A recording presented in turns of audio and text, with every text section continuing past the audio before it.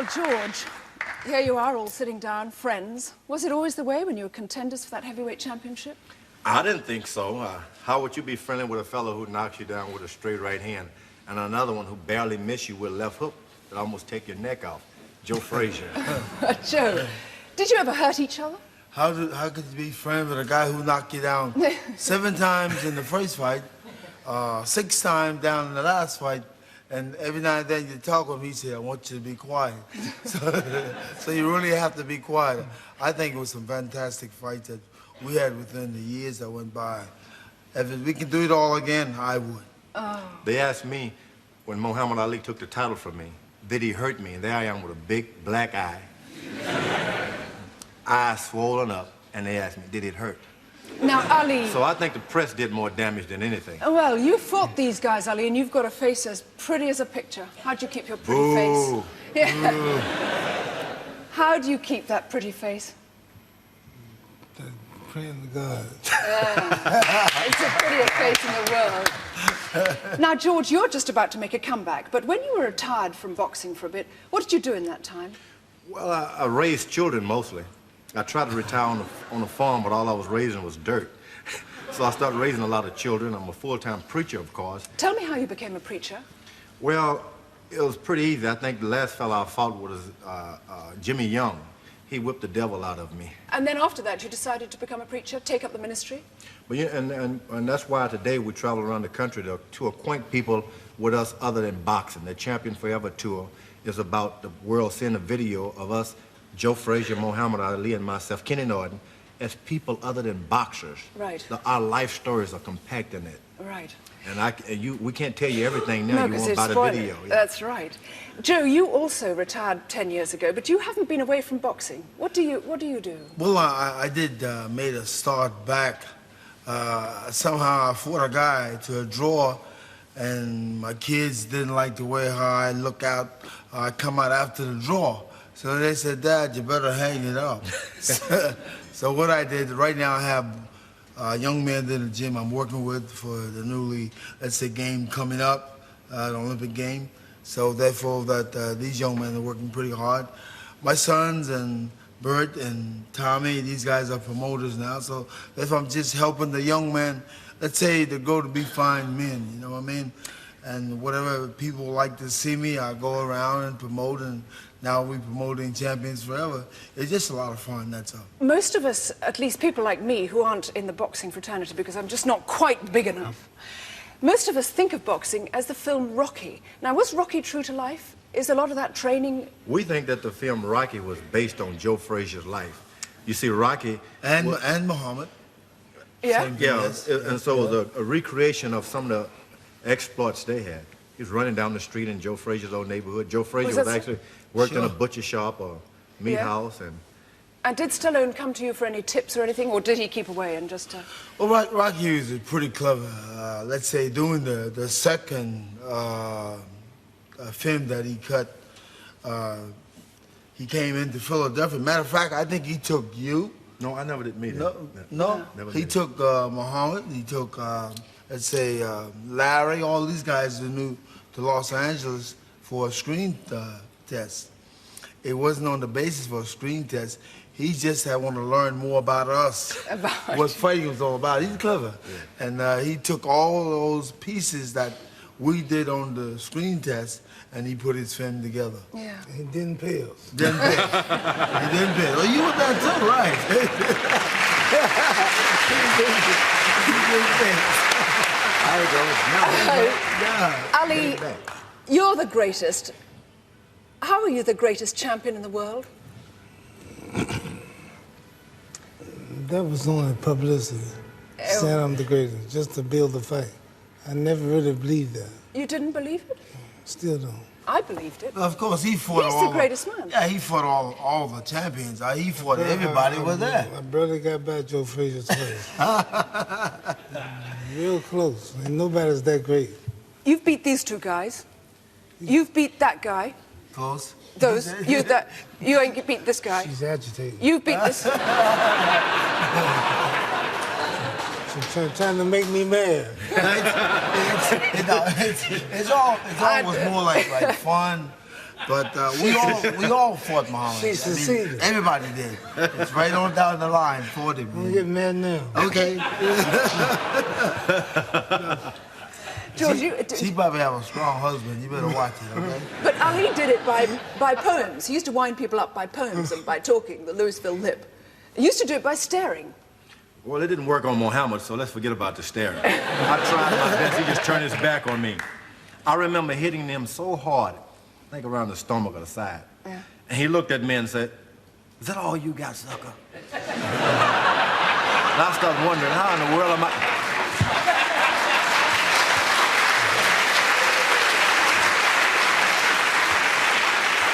I wanted to raise my finger up and say, how do I get out of here?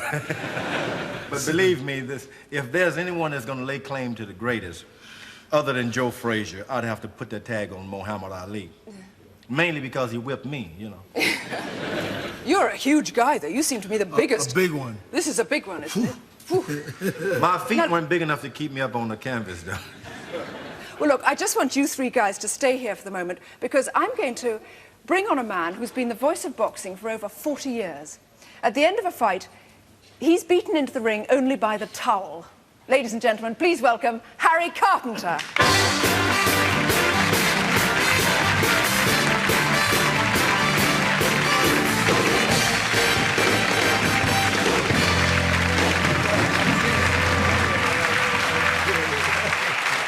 Harry, if you can squeeze in with these hunky guys. I feel slightly dwarfed, but... Now, Harry, do these guys bring back fond memories? Of course they do. You are surrounded by the three great heavyweight champions of my time. Without, I mean, the 70s, these were the men. And they had the greatest fights I've ever seen. You've been doing this for 40 years. Just place them in history, these three guys. Well, let's start with George. George had one of the great right hands of all time. And one of his, I'm sorry to say, one of his great victories was over you. It was uppercut. Because, yeah, that's right, in Kingston, Jamaica, Uppercut. which pretty well lifted you off your feet. Ooh, 7 times. Now then, if we go to 1971, you had a fight with Ali, which was one of the great fights of all time, and you won it against this man, and that, very few people did that. Yeah, well. And then, you, sir, in 1974, with George in Zaire, you produced your greatest, for me, your greatest ever performance, when you came off the ropes. We saw it. Yeah. And you came off the ropes and you knocked George out. And so the three of you have all done it to each other in a way. And you're all great. Talking about boxing. And you're all great champions. You're all great champions, and you're, I mean... Who invited him anyway? Well, exactly. We didn't do anything to each other. These men have been a part of my life, and I'm proud to have been a part of their lives. I had some of the greatest times of my life with this man and with these gentlemen. I wish it could all happen again. No. They can. You're making a comeback, right? Eh? Listen, Ali, what do you think of Mike Tyson? Awesome. He's powerful, he's strong, he's got a big punch. If he hits you, you're in trouble. Right. How would you have fared against him? Would you have whopped him? Stick, move, hit and run. Yes. Tire him out. Right. After about round 10, move in. Are you listening to this, George? Because you're going to... And mug him. Mug him. Mug him. Don't forget it, brother. Mug him. Yeah. Listen, he could do it, too. Yeah, sure. And are you Really going to do it? Huh? Are you going to have a crack at him? Oh, if I get the opportunity, I'll take advantage of it. And he's going to teach me some of his tricks, Muhammad. I'm sticking real close to Joe Frazier and Muhammad Ali because really, these are the greatest fighters of all time. Yeah. You've got to be compared a Joe Frazier type or Muhammad Ali type. There are no George Foreman type. No. Yeah. Oh, If I can imitate these guys on a certain night, I could whip anybody. And to mix it all up, I may be considered a great. Why you been so nice?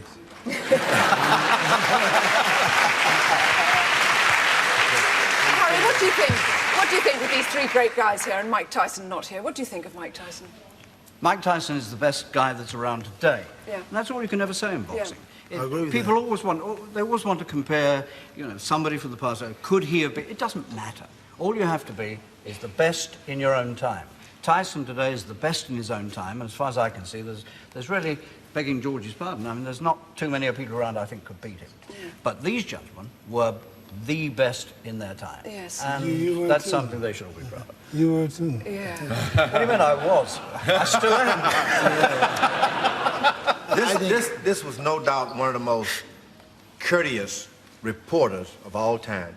He would bring, it was a splendid opportunity when you be interviewed, knowing that he was representing the country. Other people you wouldn't let in, but he was so nice and such a gentleman, we'd all let him have private interviews. Whatever he wanted, we would give it to him. Yeah. Well, I'm sure they... Now I want to punch him in his jaw. That's great, yeah.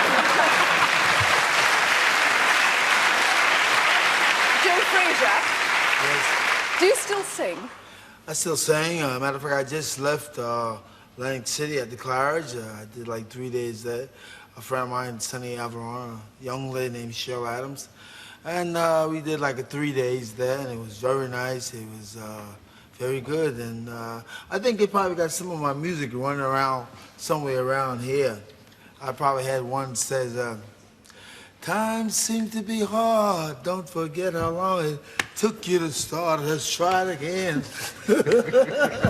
That's all. With the guitar. There's going to be another fight around here, Muhammad. Try it again.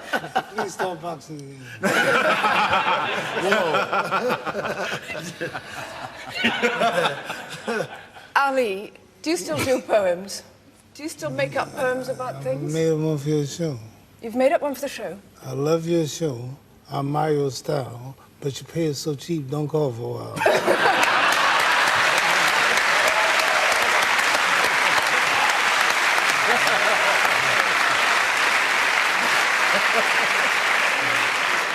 Great.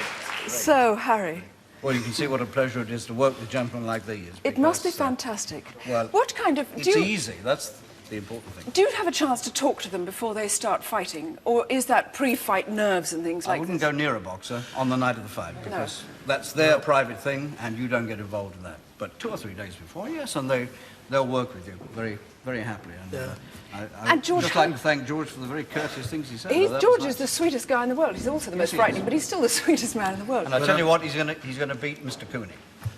Yeah.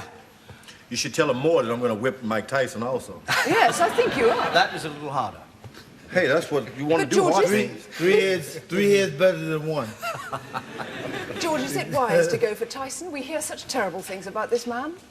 Is he going to smack You heard terrible things about Sonny Liston. That's true. 8-1 Muhammad Ali was against Sonny Liston. Yeah. Everybody's saying, poor guy, don't hurt the little cute guy. Then next thing you know, Sonny Liston is getting face all swollen, on the canvas. And the same thing Falling about down. George Foreman and Muhammad Ali. Yeah. 3-1, 4-1. Yeah. If he get in But he shape, tricked me. I could have whipped him, but he tricked me. I could have whipped him. He pulled this rope-a-dope on me. With both of your I don't hands think tied that's right. behind your back. Heard that? Both of your hands tied behind your I back. think that was wrong right there. I want to say that before the whole world. Muhammad tricked me out of my title. Okay. He had me, he laid on the rope, and I, like a dope, kept throwing punches. With your hands Then tied I behind your came, back. when I got out of there, he knocked me out. In front of the whole world. I'll never forget that. Muhammad, why did you do that to me? Come on. Gentlemen, listen. You've just made this the most important day in my life, and thank you very much indeed for coming on the show. George Foreman, Joe Frazier, much. Muhammad Ali, and Harry Carpenter.